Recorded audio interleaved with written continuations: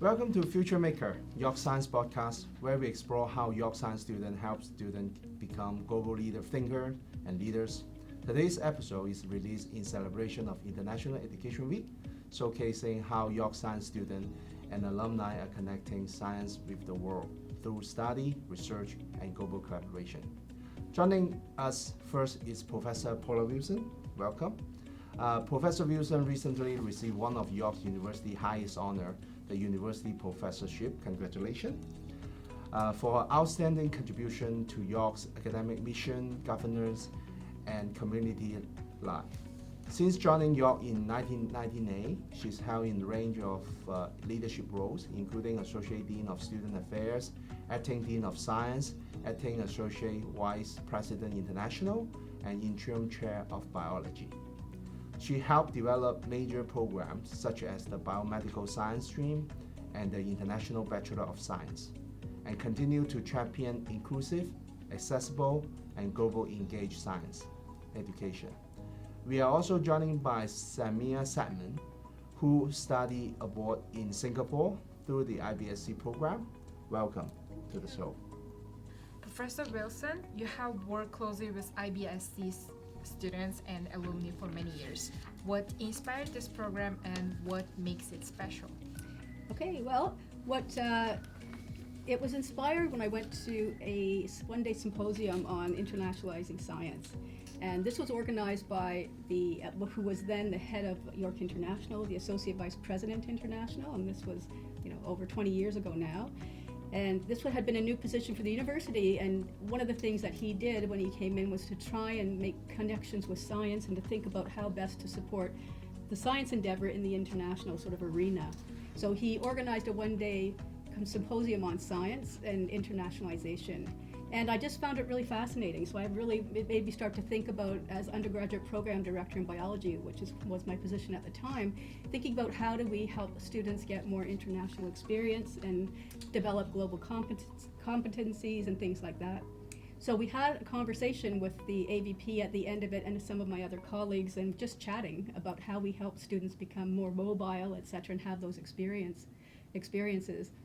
And someone, I don't remember who, raised, well, what if we did an international degree? And at the time, Schulich at York had an international IBBA program for business administration, and that was the only one that we were aware of. And so I thought, that's a cool idea, and then went back to my office and forgot about it. And a few weeks later, one of the staff members from York International, and her name is Rupa Desai-Trillokecker, who's now a professor in education, she showed up in my office and said, let's do it. I've been thinking about it. And so I said, okay. So we started to develop. It was Rupa and I and another professor, Peter Cribb, who was a computer science professor, who was also interested. And we sort of developed the framework for the degree, and then we launched it with the two majors, one major in computer science and then one in biology. So that was sort of the history behind it. And then in terms of, what makes it special or unique, one of the interesting things is at the time, York International we were kind of looking for a model, like what does it look like? So we looked around and they were unable to find any other iBSc in North America. So it might not have been the first or the unique one, but it's certainly very rare, and we are pretty confident that we were the first in Canada to launch an international BSc degree. What's unique about it, it involves, going on exchange, it involves language learning, it involves learning about other cultures or whatever through international oriented courses or themed courses. Any student at York can do any of those things. So I think really what's unique about it is that we packaged it into a science program. So we've got a very robust science degree, and then we have a package of courses and experiences that internationalize it. And the value the value added, I think, is that because it's an iBSc, then it makes the international experiences much more visible, because you see anybody looking at a transcript says, oh, it's an iBSc, and what is that, etc. So it just identifies the fact that you had that experience and that you have those competencies that come with your degree. That's really fascinating. How's the program structured? Like, for example, how can students plan their courses or international experiences to make the most of it? Right. So, well, the basic structure of the degree is a science degree. So we were very careful. It was really important to me that we develop a very robust degree in biology, for example, and so it's effectively the same requirements as a regular BSc in biology, largely, pretty much. And then we sort of add in the international component, and that involves doing, like I mentioned already, your student is going to engage in language study. They have to take courses that have international themes. There's a fair bit of flexibility there so that they can design it to their own interests. And then they do also have to spend at least one term or a full year on exchange at one of our partner institutions, and it can be wherever we have them globally outside of Canada. So the structure is fairly, straightforward. So what was the other part? What was the other part of the question? And how do students, yeah, right, okay. And in terms of how students sort of plan out their program, the way I see it and the way it was conceived is, you have a student who's interested in some kind of international experience, and the starting point is useful to sort of think about where would you like to go, what interests you. And usually students have something in mind. They'd really like to go to Japan, or they want to see Europe or something like that.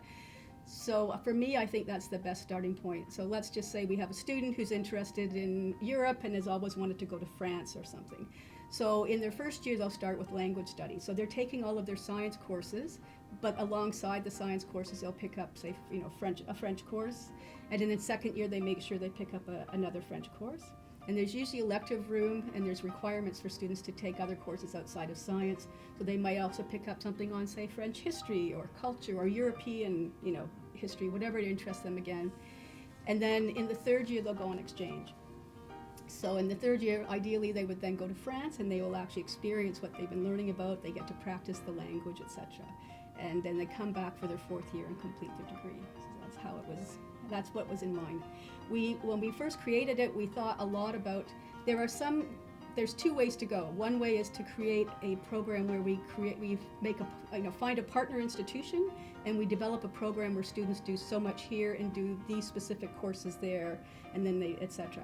And then we decided, York is so diverse in its students, and everybody has different interests and comes in with, not everybody wants to go to, somewhere in Germany. Some of them want to go in Asia. They want to go to India. They want to go to, the global south. So there are so much interest that we decided to leave it flexible so that students could really map their own pathway based on their own interests. That's perfect. As the head of Bassoon College, you are deeply involved in supporting students for first year transition and leadership development. How do those experiences tie into the global learning aspects of the iBSCs? Yeah, so, okay, you might want to have to ask me that one again. Okay. Am I going to start again? Yeah, you can Just ask the question again, yeah. As the head of Bassoon College, you're deeply involved in supporting students' first-year transition and leadership development.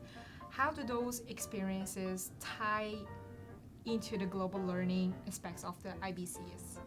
I think for transition, I'm not sure I'm not sure they do, because this is something in the first year, students are already transitioning into first year, and so I don't really see them as super connected.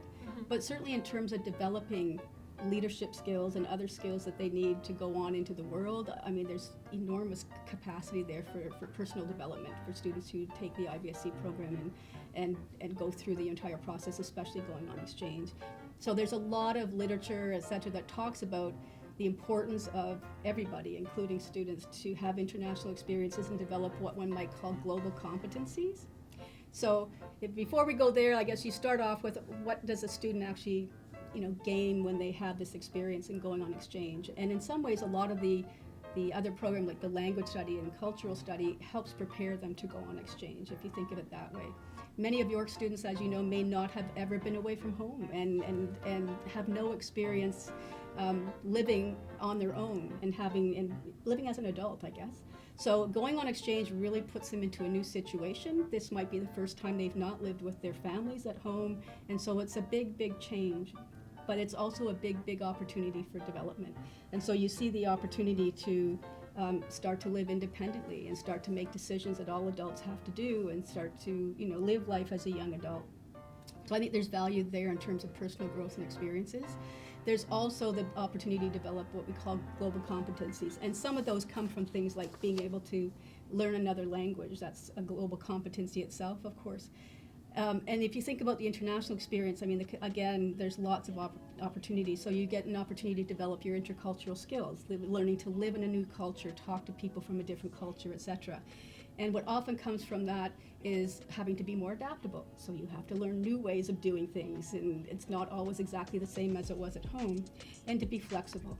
So sometimes going on exchange means that you get to the institution and you've chosen the courses you want to take, and we see students come in the same situation coming from other countries to come here, and one of the courses you wanted to take is full or it's not offered. So now you have to be flexible and think again and go back and rethink what you wanted to do. And those are all things that you just, that help you develop, I think. So being in a new culture, etc., you develop, and also taking the courses in international themed things often helps you get a deeper appreciation for different perspectives. Not everybody thinks that way you may do, and you can start to develop expertise at navigating unfamiliar places, unfamiliar people, and different cultural contexts, for example. And all of these things speak to development of things like resiliency that we talk a lot about, self-confidence, in that sense that you're capable and confident that you can navigate new situations as you go forward. Often too, working with different cultures, etc., help you develop sort of deeper sense of empathy and tolerance, and again, maybe stereotypes you might have had before you went to visit that new place start to break down, which is always, obviously very good. And with all of these new things that you have to do comes the ability to problem solve, or you improve your problem solving. You come away often with an expanded worldview. And for sure, my experience talking with students who have had that experience, they really experience a lot of personal growth.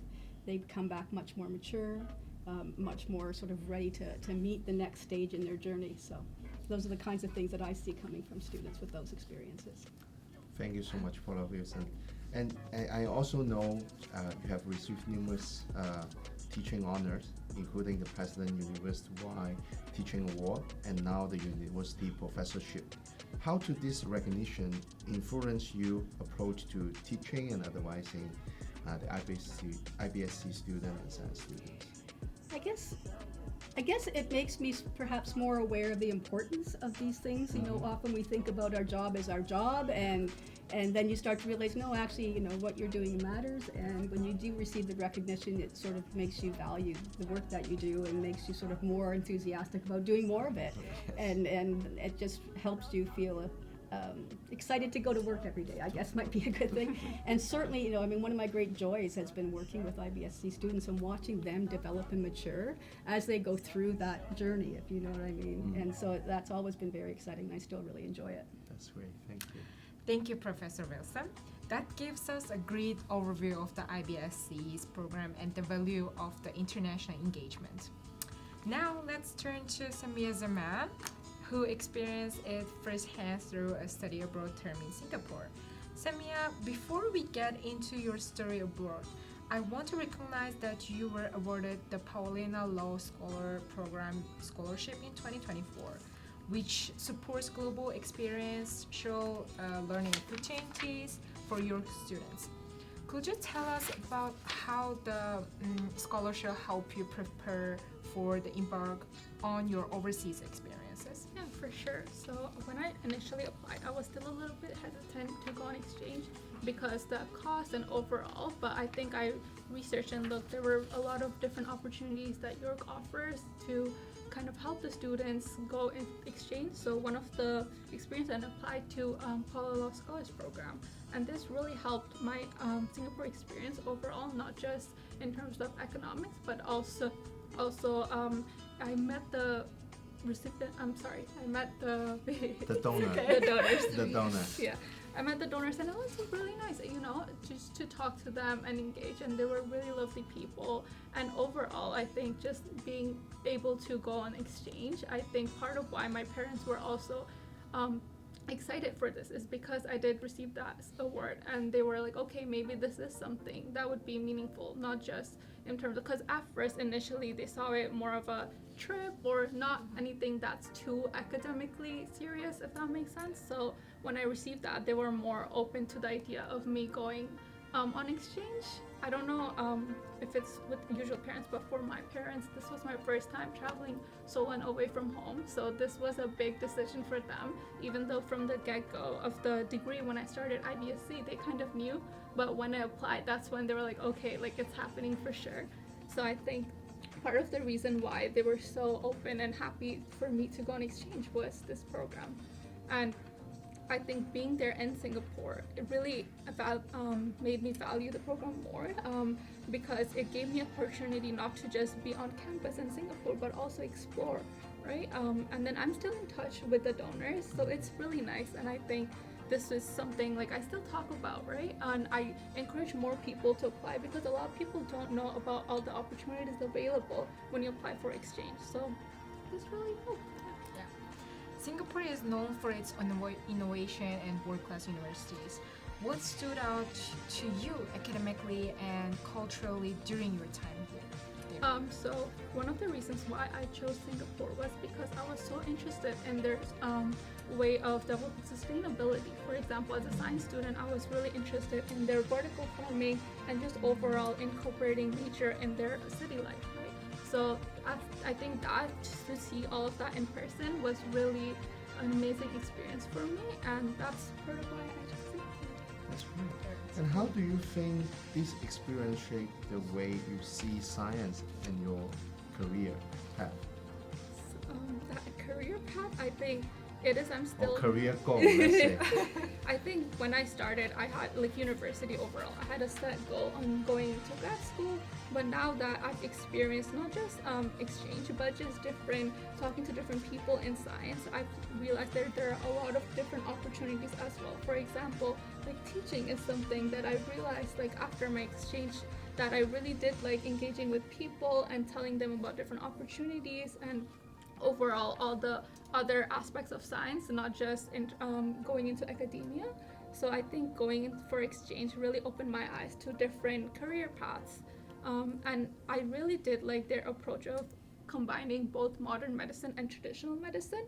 So for me, that was my first time getting exposed to Chinese medicine. So that's something I really understood as well, that how people really value cultural practices, and for some of them, they even prefer it better than modern medicine.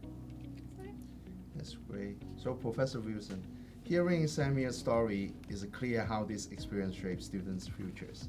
I believe you'll feel very proud of. And how does the iBSc help students build the skill to work and collaborate with people from different field and country? So is it, you can see this is also, I think, one of the highlights about the student gain and cultural competency, intercultural communication skill, etc. And I believe my co-hosts also have some alumni story would like to share to you to hear. We get it from our alumni.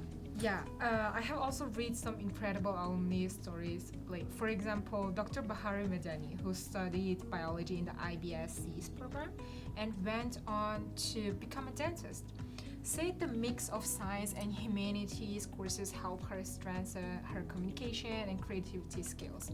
She even studied biotechnology in Ireland during her exchange semester. Another alum, Norgol, now completing her PhD in biology here at York, said her exchange in Spain taught her how to adapt to new environments, something that's been crucial for her international field research, she said. And having had the experience of going on exchange at 19 helped me feel confident I could handle living and doing research abroad. Yeah, I remember them both. Yeah, and that's really the point, isn't it? To give them all those experiences. Mm-hmm. And also there's Dr. Kelsey Smith, who completed her iBScs in biology and now works as a clinical epidemiologist in Sweden. Said she wouldn't be where she is today without the exchange experiences. And she told us that studying in France helped her discover her path in graduate studies and open door across Europe. That's awesome. Hopefully you enjoy this alumni testimonial. Yes, totally, Yes. yes. So at the end, I'd like to first thank you, Professor Wilson and Samia, for sharing your insight into how York Science connect learning with the world. So to learn more about the International Bachelor of Science program and read more alumni stories, so please visit our website. We will put it on the link here. Can go to see more the program structure, and if you're interested, apply. So in our next segment, we will continue with more York Science students' story, including those who explore traditional Chinese medicine during their global learning experience. And also we have student Hasti, who represent her work on the British Conference of Undergraduate Research in the UK this year. So stay tuned. This is Future Maker, York Science Podcast, brought to you by the Faculty of Science at York University. Thank you for listening.